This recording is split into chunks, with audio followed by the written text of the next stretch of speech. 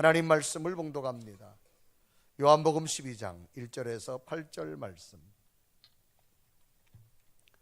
교독하면서 봉독합니다. 6월절 엿새 전에 예수께서 베다니에 이르시니 이곳은 예수께서 죽은 자 가운데서 살리신 나사로가 있는 곳이라.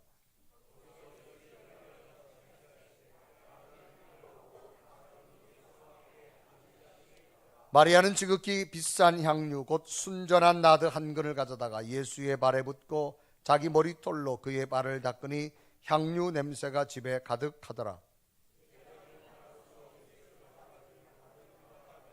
이 향유를 어찌하여 300데나리온에 팔아 가난한 자들에게 주지 아니하였느냐 하니,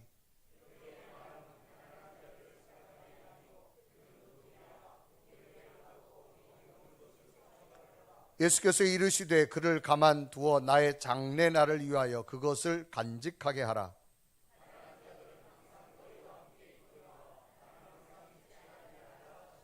아멘.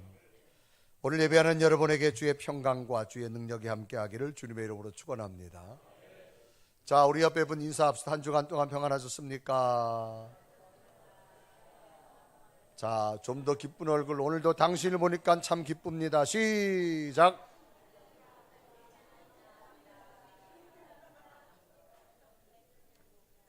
할렐루야. 아멘. 좀 더 크게 해봐요. 할렐루야. 아프리카라고 하는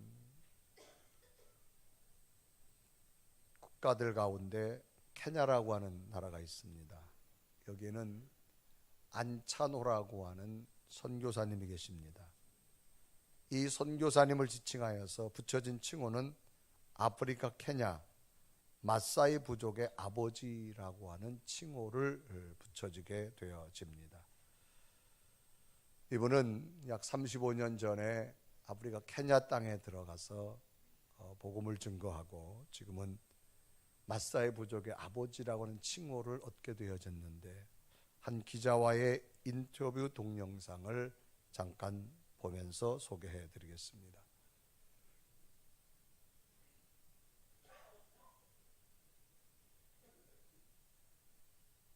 마사이족은 세계에서 가장 유일한 원시 부족인데 아직까지 문명을 거부하고 타부시하며 자기 공동체로서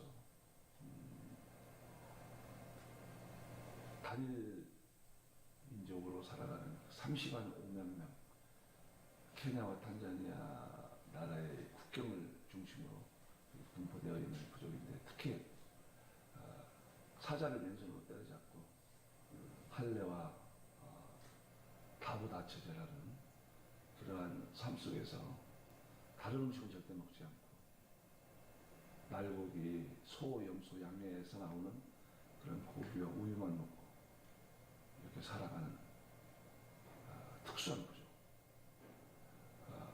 의복은 이제 현대 옷을 입기 시작을 했고, 입기 시작한 지가 얼마 안 됐고, 특히 팬티를 아직 그냥 속옷을 입지 않는 그런 부족이고, 신발은 타이어를 잘라서 맨발로 다니다가 이제 그런 타이어로 잘라서 신고, 집은 소똥으로 이렇게 져서 사는 아주 특수한 부족. 예수를 내가 처음 들어갈 때는 한 2% 정도 믿었고, 지금은 한 5% 정도 예수를 믿는 미전도적 소리라도 과하냐. 모슬렘이 들어오기 전에 빨리 방어망을 구축하고 하나님을 알게 하는 그런 미리 시급한 그런 부족이라고 생각합니다. 전 세계 보호 부족이라는 그런 부족들이 남아 있는데, 그 보호 부족을 중에 하나, 보호 부족이라는 것은 세계 국제기구에서 그들을 사자를 보호하고 희귀동물을 보호하듯이 그 부족이 멸망하지 않도록, 멸종하지 않도록 지원금을 내줘서 살아가는 그런 부족이 사바나 지역에 굉장히 힘들게 살아가는 부족 중에 하나. 수는 부족이죠. 성사님 그 부족의 리더십을 이렇게 딱 가지고 계십니까? 지금은 그 리더십을 내가 우리 지역은 갖고 있지. 우리 35만 명이 사는 그 땅 넓이가 우리 남한만한 땅을 차지하고 있어요. 대한민국 남한만한 땅에 35만 명이 산다고 생각하면 한 사람 서고 2km에 한 명씩 서도 다 땅이 남을 정도로. 그래서 마사이들에게 뭉쳐 사는 게 아니라 흩어져 사는데, 그 이유는 동물 위주로 살기 때문에. 소, 염소, 양을 치기 위한, 사람들이 위주로 살면 동물들이 쫓겨 살아야 되니까 싸움이 일어나고, 그런 걸 방지하기 위해서 사람이 좀 불편한데도 동물들이 편하게 풀을 뜯어먹고 물을 먹을 수 있는, 그렇게 하는 거라. 근데 리더십은 우리 추장제도로 되어 있어서, 추장제도는 한 250명 성인 250명의 단위로 추장을 세웠는데, 그 추장이 하는 일은 정치, 경제, 문화, 사회를 통할적으로 키워가는 작은 나라 대통령. 그리고 그 추장들이 또 모여서 또 그 후에 시니어 추장을 만들고, 그걸 통할 지휘하는, 마사이 통할 지휘하는 그 그레이트 추장이 이렇게 있는데, 그 추장은 지금 한 1년에 한 번 정도는 전체 회의를 하고 있고, 자기들의 사회 그 썰은 절대 남을 먼저 공격하지 않고 방어만 한다.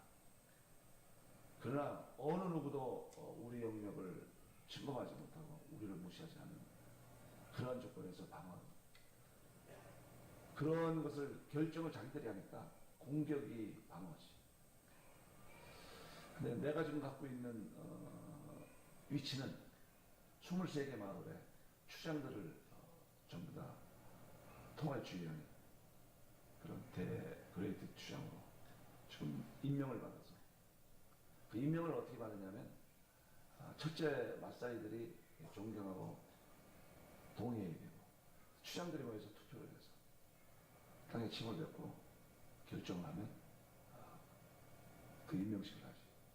내가 이번에 명령은 한 5년 전에 받았는데, 임명식은 이번 만 20주년 될 때 우리 추장들 한 600명이 모여서 해줬는데, 그것은 마사이의 가장 희귀한 동물의 가죽을 벗겨서 옷을 만들어 입히고, 신발과 마사이 전통적인 옷을 입고 지휘봉을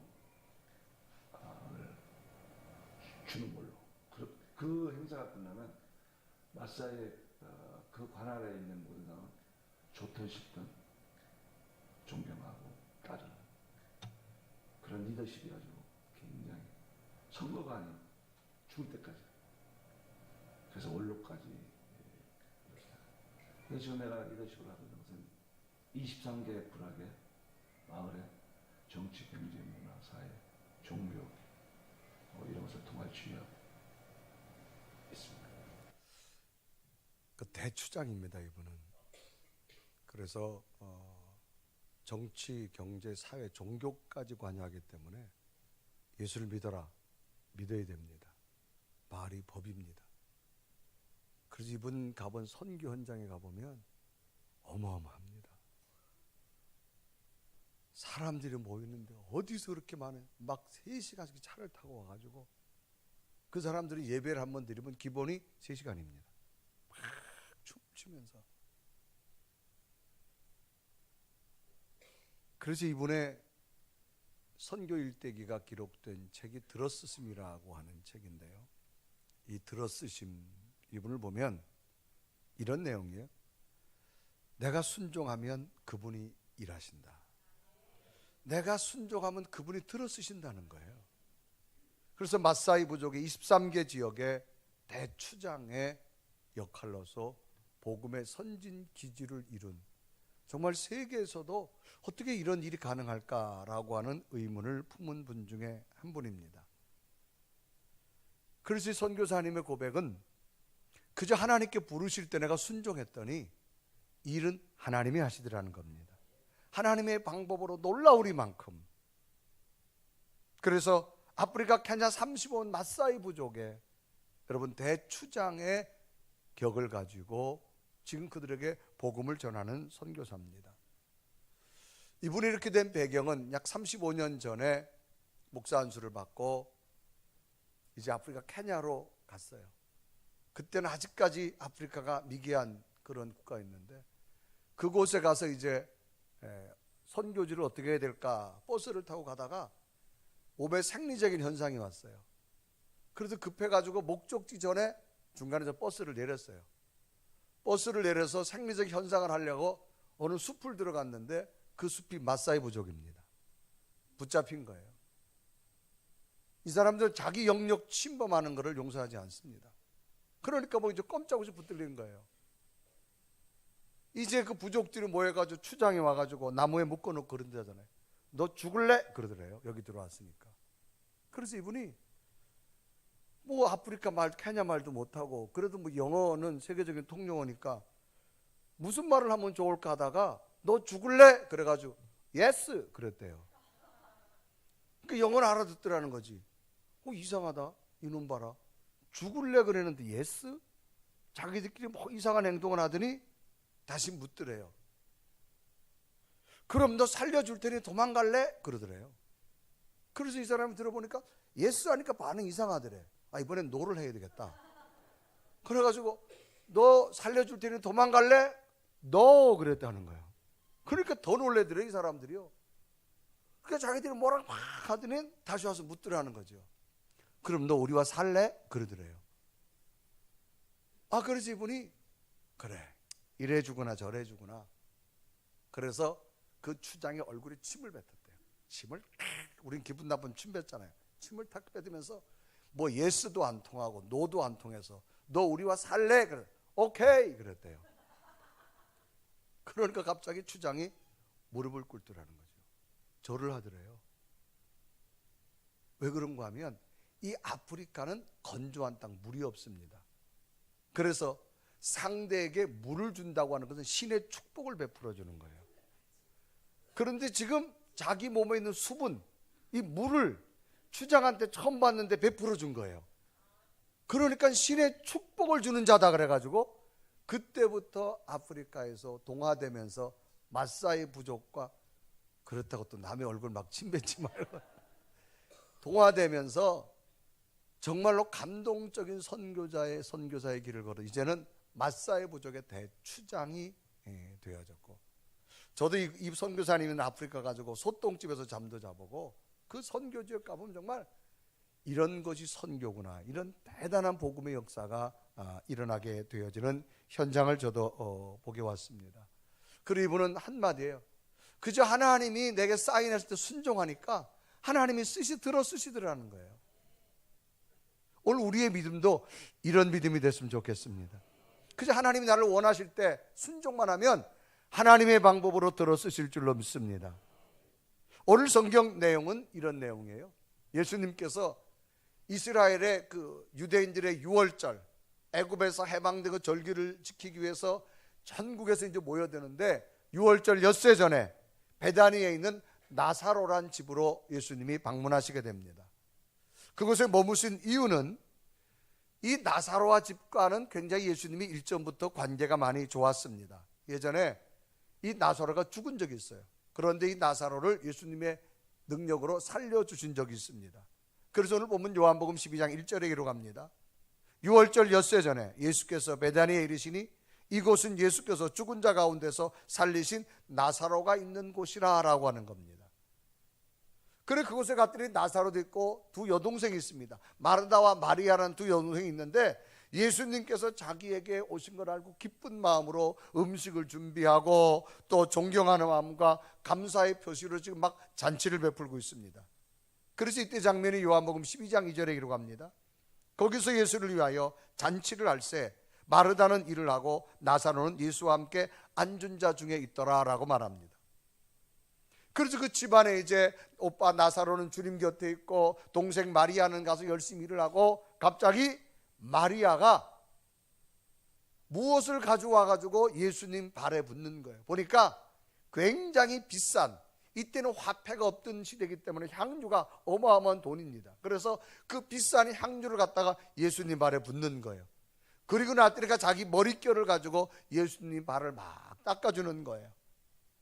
이때 장면을 요한복음 12장 3절은 기록합니다. 마리아는 지극히 비싼 향유 곧 순전한 나드 한 근을 가져다가 예수의 발에 붓고 자기 머리털로 그의 발을 닦으니 향유 냄새가 집에 가득하더라 그랬습니다. 사람들이 깜짝 놀랍니다. 저렇게 비싼 거를 예수님 발에 붓다니.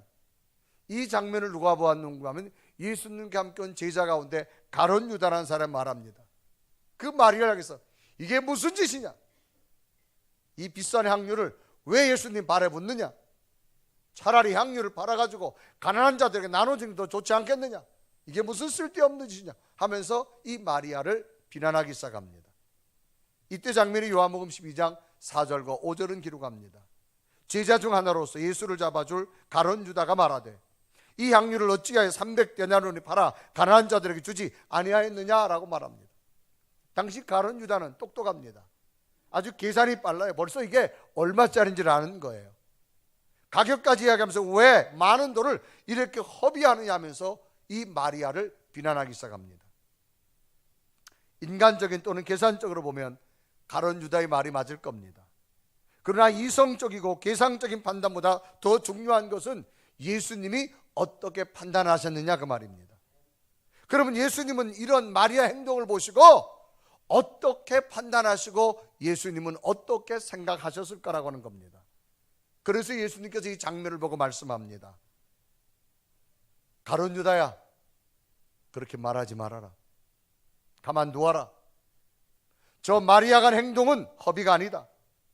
나를 위해 장례를 준비한 아름다운 헌신이라고 말합니다. 그래서 요한복음 12장 7절에 말합니다. 예수께서 이르시되 그를 가만두어 나를 장례를 위하여 그것을 간직하게 하라 그랬습니다. 지금 계산했던 가룟 유다는 핀잔했습니다. 그런데 예수님께서는 이 여인의 행동을 보고 아름다운 헌신이라 그렇게 봤습니다. 그러면서 거룩한 일이라고 말합니다. 하나님의 일에 동참하는 저 여인을 주님은 칭찬하시게 되어진 것을 봅니다. 정말 특별한 사실은 똑같은 일을 목격하고 있는 현장에서 너무나 다른 생각을 하고 있습니다. 지금 마리아라는 여인은 예수님의 장례를 준비해서 아름다운 헌신을 가지고 그 마음으로 향유를 부어서 머릿결로 주님의 발을 닦아주는데 가룟 유다는 계산하고 있습니다. 네가 하는 행동이 잘못됐다라고 말합니다. 그런데 주님께서는 계산에 빠른 가룟 유다를 칭찬하지 않습니다. 남이 보기에는 이해가 되지 않지만 향유를 붓고 머릿결로 주님의 발을 닦은 이 마리아를 칭찬하시면서 너의 아름다운 헌신, 너의 거룩한 일이 하나님을 기쁘게 했다라고 주님이 말씀하시면서 이 마리아 행위가 수천 년이 지났지만 오늘도 우리 가슴 속에 아름다운 향기가 되어진 것은 주님이 이 여인을 칭찬하셨기 때문인 줄로 믿습니다.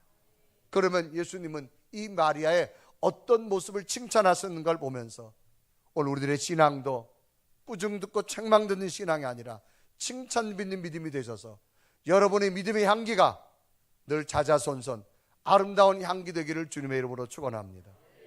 그러면 이 마리아는 어떤 여인이었을까? 첫째는요, 은혜를 깨달은 여인이었어요. 은혜를 깨닫는 생각을 먼저 했습니다. 은혜란 말은 고맙게 베풀어주는 신세나 혜택을 은혜라고 말합니다. 깨닫는다는 말은 생각하고 궁리해서 알게 되는 것. 그러니까 마리아는 무엇보다도 예수님으로부터 받은 사랑, 예수님으로부터 내게 공급된 그 큰 사랑이 무엇인가를 늘 먼저 생각했던 여인 중에 하나입니다.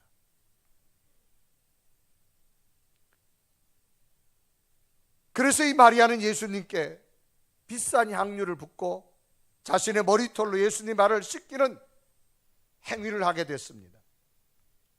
그러면 도대체 이 마리아와 예수님은 어떤 관계에 어떤 일이 있었을까? 1절에 이 집에 오라버인 오빠 나사로가 큰 병이 들어서 죽는 일이 있었습니다. 그런데 놀랍게도 예수님께서 이 나사로를 살려주게 되어집니다. 그 은혜가 너무너무 큰 거예요. 그래서 지금 마지막 죽음 전에 자기 집에 방문한 예수님을 차마 그냥 있을 수 없어 그 은혜를 생각하니 이 비싼 향유라도 주님의 발에 붓고 주님의 장례를 준비하고 싶었던 이 여인의 마음이었다는 거지요. 그리고 이때 장면을 요한복음 12장 3절은 기록합니다.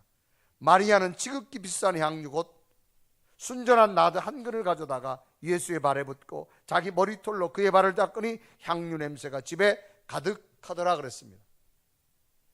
당시 누구도 상상할 것도 생각할 수도 없는 상황입니다. 오늘 성경 말씀 보면 예수님 발에 부은 향유가 그냥 향유가 아니라 오늘 성경은 지극히 비싼 향유라고 기록합니다. 이 향유는 당시 원산지가 인도였으며 수입품으로 굉장히 고가였습니다.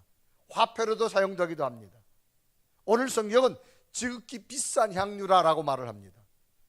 나드 한 근을 다른 성경에는 옥합이란 단어로도 기록합니다. 약 340g에 해당되어지는데 이 나드 한 근, 이 옥합에 담겨진 이 향유는 당시 노동자가 1년 동안 받아야 될 임금에 해당되는 돈이었습니다. 이것을 예수님 발에 붓고 머리털로 그의 발을 닦았다라고 성경 기록합니다. 유대인 사회에서 발은 우리 몸 중에 가장 지저분한 곳으로 여겨졌습니다. 늘 먼지와 함께 다니는 몸의 일부입니다. 그런데 그곳에다가 이 비싼 향유를 붓고 사람 몸으로 가장 소중한 머리에 머릿결을 가지고 예수님의 발을 지금 닦고 있는 장면입니다. 어떻게 이런 일이 가능할까라고 하는 거죠. 그것은 마리아는 주님으로부터 받은 사랑이 너무나도 크다는 생각이 먼저 들었기 때문에 가능합니다. 그래서 남을 의식하지 않고 자신이 가지고 있던 가장 값비싼 것을 아낌없이 주님 앞에 드릴 수가 있었던 여인입니다. 이런 마리아의 마음을 아신 주님께서는 이 여인의 마음을 받으시고 너무나도 크게 사랑하는 이 여인의 마음을 주님께서는 큰 감동으로 받게 되어집니다. 그래 머리로 계산하는 가룟 유다를 꾸중하시게 되어집니다. 그러면서 이 여인을 칭찬하게 되어진 주님의 모습을 기록하지요. 성경에는 이미 그 앞장 요한복음 11장에 보면 이 마리아의 가정에 대해서 소개하는 장면이 나타납니다. 베단이라는 동네에 사는데 나사로가 있고 여동생 마르다와 마리아 둘이 있습니다. 그런데 어느 날 이 나사로가 심한 병에 걸렸는데 당시 의학으로는 고칠 수 없는 병이었어요. 그래서 요한복음 11장 1절은 이렇게 기록합니다. 어떤 병자가 있으니 이는 마리아와 그 자매 마르다의 마을 베다니에 사는 나사로라 그렇게 말합니다. 그런데 이 마르다의 오라버니가 나사로입니다. 그래서 요한복음 11장 2절에 보면 이 마리아는 향유를 주께 붓고 머리털로 주의 발을 닦던 자요 병든 나사로는 그의 오라비너라 그랬습니다. 이제 한 가족이 다복하게 살고 있는데 갑자기 오라버니가 병이 들은 거예요. 그런데 당시 병은 고칠 수 없는 병이었습니다. 그래서 결국은 이 마리아가 이 오빠의 병을 고치려고 예수님을 부르게 됩니다. 그런데 당시 이 병은 현대의학으로 고치지 못하는 병입니다. 당시 현대의학으로 고치지 못하는 병을 예수님이 오시면 우리 오빠의 병이 나을 줄로 믿는다라고 하는 그런 벌써 강한 믿음을 이 마르다와 마리아는 가지고 있었습니다. 그래서 요한복음 11장 3절에 이르가지요. 이에 그 누이들이 예수께서 사람을 보내 이르되 주여 보시옵소서 사랑하는 자가 병들었나이다. 그래서 예수님에게 소개하기를 그냥 사귀는 게 아니라 사랑하는 자가 병들었다. 그러니까 이것만 봐도 이전에 예수님께서 이 오라버니 나사로와 예수님과의 관계가 이미 어떻다라고 하는 사실을 알 수 있습니다. 당시 좋은 관계를 성경은 또 뭐라 기록하느냐? 예수님께서 말씀하는 겁니다. 요한복음 11장 5절에 이렇게 말합니다. 예수께서 본래 마르다와 그 동생 나사로를 사랑하시니 그랬습니다. 본래란 말입니다. 그러니까 일전에 이미 나사로와 마리아와 마르다의 관계가 이 집에 늘 예루살렘을 왔다 갔다 하면서 늘 그 집에 편한 집에 머무르고 계셨던 그런 예수님. 서로 간의 믿음과 신뢰가 있었던 사이임을 알 수 있습니다. 그래서 예수님께서 이 집에 왔습니다. 그런데 예수님께서 이 집에 왔는데 그의 오빠 나사로가 죽었습니다. 벌써 죽은 지 나흘이 됩니다. 장례까지 다 끝났습니다. 그때 예수님께서 무덤에게 외치시오, 내 오빠가 살아날 거다라고 말합니다. 이때 장면을 요한복음 11장 23절에 이루가죠. 예수께서 이르시되 내 오라비가 다시 살아나리라, 이 외치며 자매들이 말합니다. 네 주님, 그렇게 될 줄 믿는데 주님께서 죽었다가 부활하시면 내 오빠도 살아날 줄로 믿습니다, 이렇게 말하는 거예요. 그래 요한복음 11장 24절에 보면 마르다가 이르되 마지막 날 부활 때는 다시 살아날 줄 내가 믿나이다 라고 말합니다. 그러자 주님께서 말합니다. 아니다, 살아있는 자가 지금 부활할 것이다. 지금 내 오빠가 살 것이다 라고 말합니다. 그러면서 주님 외치시오. 요한복음 11장 20절에 이루갑니다. 무릇 살아서 나를 믿는 자는 영원히 죽지 아니하리니 이것을 내가 믿느냐? 내 오빠가 지금 죽었지만, 장례를 지냈지만 살아날 거라 내가 믿느냐? 이때 마르다 마리아가 주여 믿나이다, 주님 말씀대로 나는 믿습니다. 그러니까 이 여인들의 믿음이 대단했던 사실을 알 수 있어요. 이때 장면을 요한복음 11장 27절에 이루갑니다. 이르되 주여 그러하여다, 주는 그리스도시요 세상에 오시는 하나님의 아들인 줄 내가 믿나이다. 당신은 하나님의 아들이기 때문에 내 오빠가 지금 죽었어도 죽은 자를 살려줄 줄 나는 믿습니다. 너무나도 확실한 이 자매의 믿음을 보신 주님께서는 나사로가 외치죠. 나사로야 살아나와라. 그 주님의 말에 죽었던 나사로가 걸어 나오는 기적을 보게 됩니다. 이때 장면이 요한복음 11장 43절 44절에 기록됩니다. 이 말씀을 하시고 큰 소리로 나사로야 나오라 부르시니 44절을 보면 죽은 자가 수족을 배로 동인채로 나오는데 그 얼굴은 수건에 쌓였더라. 예수께서 이르되 풀어놓아 다니게 하라 그랬습니다. 정말 기적 같은 일을 보게 됐습니다. 그러니까 이런 너무나 큰 은혜를 경험했던 이 마리아, 그 은혜를 생각하면 지금 내 집에 있는 이 비싼 향유를 내가 주님의 발 앞에 부어드린다 할지라도 하나도 아깝다는 생각이 들지 않은 겁니다. 왜? 받은 은혜가 너무나 크기 때문에. 이 여인은 예수님에 대해 너무나 큰 은혜를 경험했던 여인입니다. 그러니까 자기가 이 남들이 보면 어마어마하게 비싼 돈이라고 하면 1년치 노동자 향유로 해당되지만 이것을 드리고도 더 드리고 싶은 마음으로 주님의 발에 붓고 자기의 머릿결로 주님의 발을 닦아주고 있는 이 여인의 모습입니다. 왜 이렇게 가능할까요? 그는 주님의 은혜를 체험했기 때문입니다. 여러분, 신앙생활은 뭐냐? 체험입니다. 여러분, 하나님의 세계가 우리의 머리와 논리로 이해 안 됩니다. 하나님을 어떻게 알 수 있을까요? 여러분 날마다 신앙과 삶 속에서 하나님의 능력을 체험하며 살아가시길 바랍니다.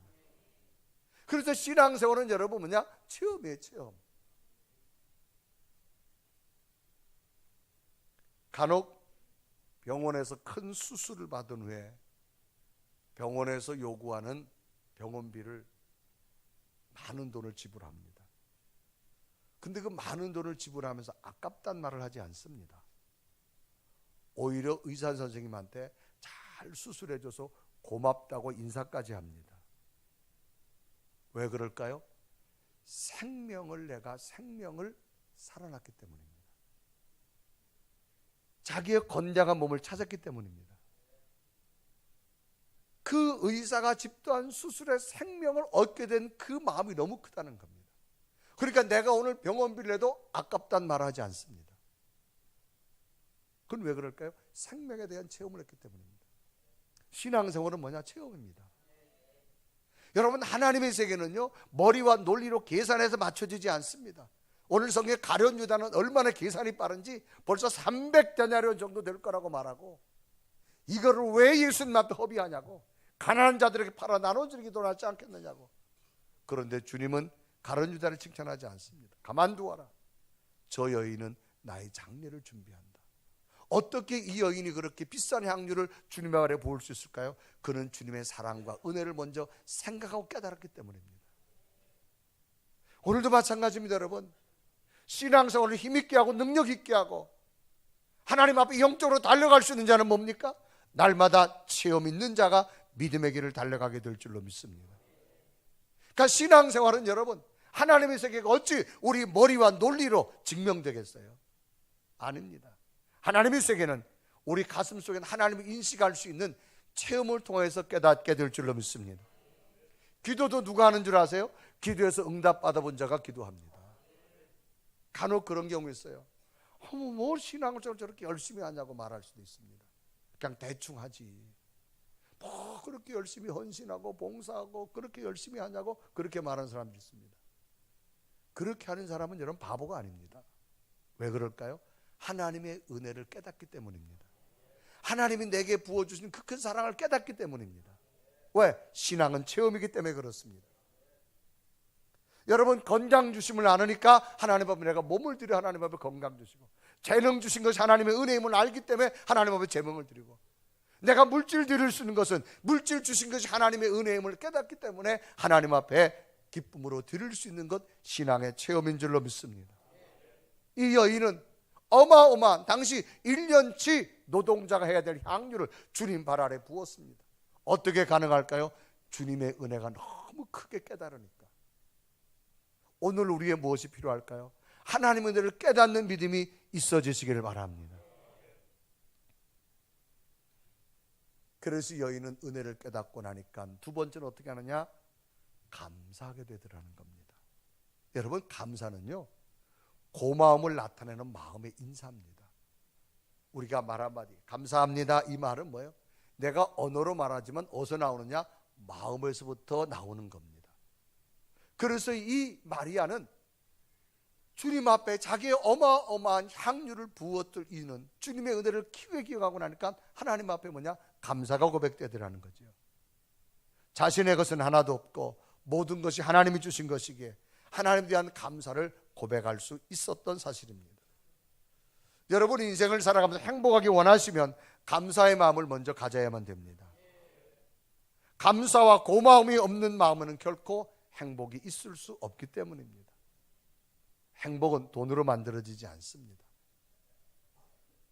여러분, 행복은 감사하는 마음을 먼저 가지십시오. 거기서부터 만들어 주실 줄로 믿습니다. 마리아는 주님의 은혜를 깨닫고 나니 주님을 향한 마음이 얼마나 감사한지, 자신의 귀중한 향유를 드려도 아까움보다는 감사함이 크기 때문에 기쁨으로 드릴 수가 있게 되어졌습니다. 글 가운데 이런 글이 있는데 참 공감되더라고요.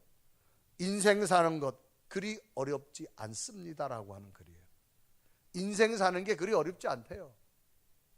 그러면서 어떤 글로 표현했느냐? 모든 것을 감사하는 자세로 살아가면 삶이 그리 힘들지 않대요. 우리 한번 따라 합시다. 모든 것을 감사하는 자세로 살아가면 삶이 그리 힘들지 않습니다. 공감하시나요? 따라 합시다. 모든 것을 즐거운 시간으로 살아가면 인생은 그리 괴롭지 않습니다. 또 따라합니다. 모든 것을 만족하는 기분으로 살아가면 삶은 그리 나쁘지 않습니다. 따라합니다. 모든 것을 순리대로 받아들이면 인생은 그리 어렵지 않습니다. 또 한번 따라합니다. 가벼운 생각으로 살아가면 인생은 그리 고달프지 않습니다. 따라합니다. 모든 것을 욕심 없는 마음으로 살아가면 삶은 그리 무겁지 않습니다. 공감하시나요? 그러면서 마지막 결론은 뭐냐? 정답은 언제나 감사하며 즐겁게 살아가라는 거예요. 여러분, 늘 감사를 좀 찾으세요. 그래서 여러분, 제가 설교 전에 꼭 감사하라 찬양하는 거예요. 시간 남아 하는 거 아니에요. 여러분, 찬양 한번 하고 그 다음에 여러분 눈 감고 한번 허밍하면 한 주간 동안 여러분, 지나간 한 주간은 뭐 여러분 뜻대로 어떻게 다 됐겠어요? 여러분, 어떻게 세상이 여러분 뜻대로 돼요? 안 돼요. 그렇지만 그 가운데 하나님이 주신 거를 찾아보면 감사가 되더라 그 말이에요. 그거를 여러분 마음으로 묵상하며 한번 감사를 찾고 그리고 말씀을 들을 때 은혜가 될 줄로 믿습니다. 그래서 여러분, 감사를 하게 되면 마지막으로 뭐가 나타나느냐? 사람은 헌신하게 됩니다. 드려짐이 되어진다 그 말입니다. 헌신은 뭐예요? 몸과 마음을 바쳐 있는 힘을 다하는 것을 헌신이라고 말합니다. 마리아는 자신이 주님으로 받은 은혜가 너무 크다 보니까 이 감사가 막 넘치는 거예요. 이 감사 어떻게 할까? 다시 돌려드리는 거예요, 주님 앞에. 그래서 1년치 노동자들이 그 향유를 갖다가 주님의 발에 붓고 자신의 머릿결로 주님의 발을 닦아드리는 이 모습. 왜 그럴까요? 은혜가 너무 크고 감사가 막 넘치니까 이걸 드려도 아깝지 않은 거예요. 그런데 예수님의 제자 가룟 유다는 그런 마음이 없으니까, 주님과 함께 있으면서도 이런 체험이 없으니까 계산하고 따지고 있는 거예요. 주님은 가룟 유다를 칭찬하지 않습니다. 은혜를 기억하며 감사하며 허비하는 것지만 헌신으로 드려진 그 여인을 칭찬하시게 되어짐을 봅니다. 오늘을 사랑하는 여러분, 남들이 보면 왜 빨간 글씨 꼭 시간 내서 교회 가냐 할 거예요. 몸만 가요? 헌금도 드리잖아요. 재능도 드리잖아요. 시간도 드리잖아요. 왜 그래요? 우리 마음속에 주님의 은혜가 크니까. 그리고 그걸 생각하면 너무너무 감사하니까. 그래서 내가 하나님 앞에 시간을 드려도 기쁘고 내 몸을 드려도 기쁘고 물질 드려도 기쁨이 임하는 줄로 믿습니다. 오늘 마리아는 1년치에 해당하는 향유를 기쁨으로 드렸을 때 주님을 흡족해 하신 것처럼 오늘 우리의 믿음도 이런 믿음에 도전해야 될 줄로 믿습니다. 마포구에 가면 양화진이라는 곳이 있습니다. 이것은 이 땅에 135년 전에 미국, 영국, 호주, 카나다 그 서방 영어권에 있는 선교사들이 일찍 정말 지도상에 미개한 조선 땅에 들어와서 이곳에 와서 선교사들이 복음을 전하며 문명을 깨워주며 학교를 세워주고 병원을 세워주고 저들의 이 땅에 아름다운 헌신의 씨앗을 뿌리고 본국으로 돌아가지 못하고 한국에서 자기 생명을 다한 선교사들의 무덤이 양화진에 쭉 있습니다. 정말 그곳에 가보면요, 자연적으로 고개가 숙여지고 숙연해집니다. 조선이라는 나라 알지도 못합니다. 135년 전에 얼마나 미개했어요, 여러분. 이곳에 와가지고 폐쇄적인 국가에 학문을 가르쳐주고 학교를 세워주고, 오늘날 여러분 한국에 다 여러분 명문대학 출발이요, 다 이 선교사를 세운 학교로부터 출발되어진 겁니다.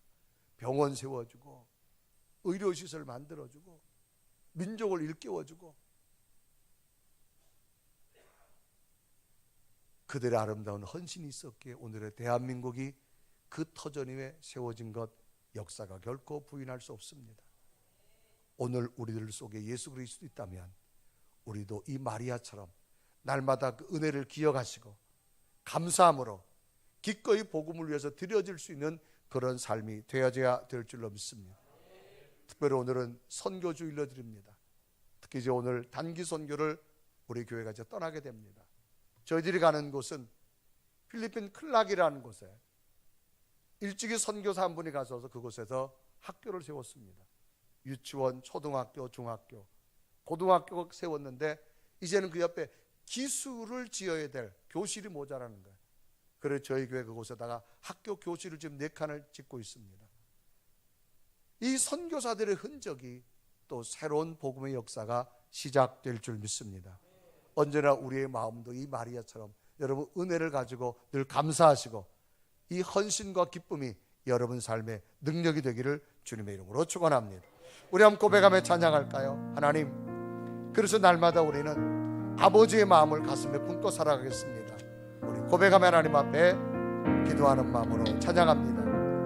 아버지, 당신의 마음이 있는 곳에 나의 마음이 있기를 원해요.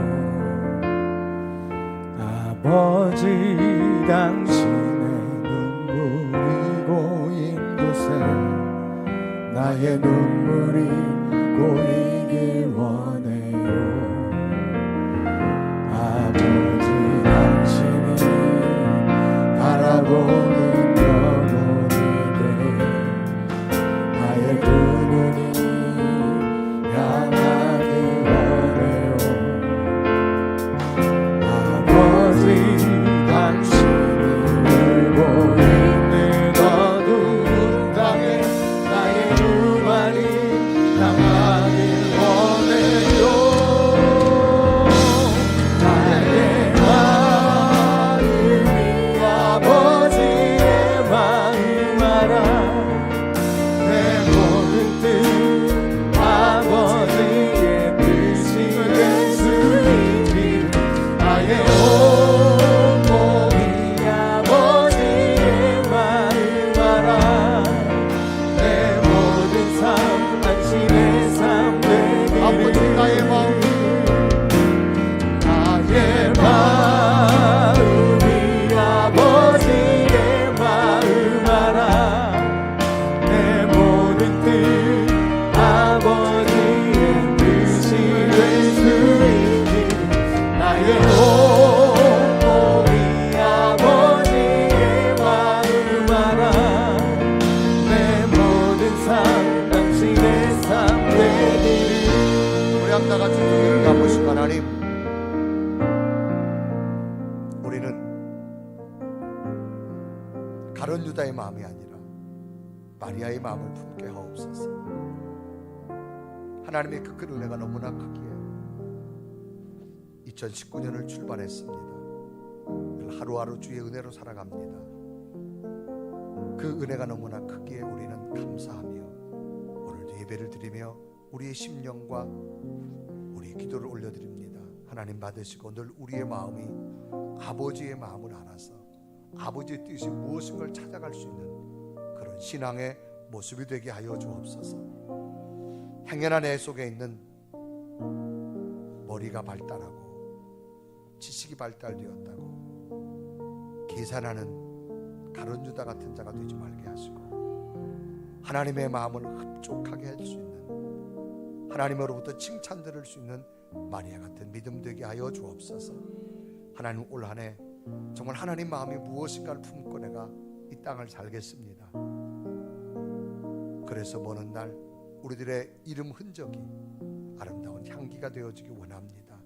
주님, 우리 마음속에 아버지의 마음을 주셔서 아버지의 뜻을 찾아가는 그 믿음에 도전케 해달라고 우리 간절히 고백하면 하나님 앞에 기도드리겠습니다. 살아계신 하나님, 나의 마음이 아버지의 마음 알아. 내 모든 뜻 아버지의 뜻이 될 수 있길. 나의 온몸이 아버지의 마음 알아. 내 모든 삶 당신의 삶 되기를. 살아계신 하나님, 우리에게 믿음을 주셔서 때를 따라 우리에게 베푸신 그 은혜를 먼저 기억하며 없는 것까지 원망하고 불평하는 삶이 아니라 하나님 때문에 감사하는 삶을 살게 하신 것 감사합니다. 그리고 하나님 앞에 기쁨으로 드릴 수 있는 믿음 되게 하신 것 감사합니다. 이것이 행복의 출발인 줄 믿사오리. 하나님, 올 한 해 아버지의 마음을 품고 살아가는 복된 성도들 되게 하여 주시옵소서. 예수 그리스도의 이름을 간절히 기도드리옵나이다.